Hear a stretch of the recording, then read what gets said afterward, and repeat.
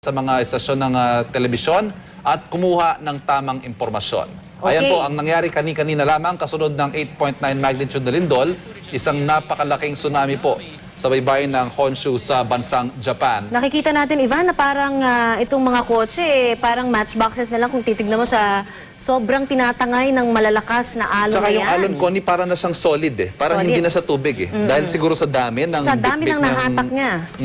Mga debris, mga from buildings yan na mga bumagsak na rin dahil dun sa 8.9 magnitude na lindol kanina pasado alauna ng hapon dyan po sa may main island ng Honshu sa Alam mo, Japan. Connie, ang dinidiscuss natin ngayon, pinsala pa lang, hindi pa natin nakikita sa ngayon yung casualty. Oo, yung pinakagrabing parte, yung pagbibilang na. Many, sa ngayon, ang term na ginagamit ng mga foreign news agencies ay several casualties. Hindi nila sinasabing hundreds, thousands. Hindi pa po natin matukoy sa sandaling ito. Sa ganitong klase ng nakikita natin ngayon sa video ay parang imposibleng wala, no, na makita tayo talaga na ganung kataas na bilang din dahil hopefully, no, we're not hoping na ganun nga, pero nakikita natin in the past, no, yung mga ganitong klase ay napakamapaminsala talaga. Samantala, inilikas na rin po si Japan Prime Minister Naoto Kan dahil sa lindol doon.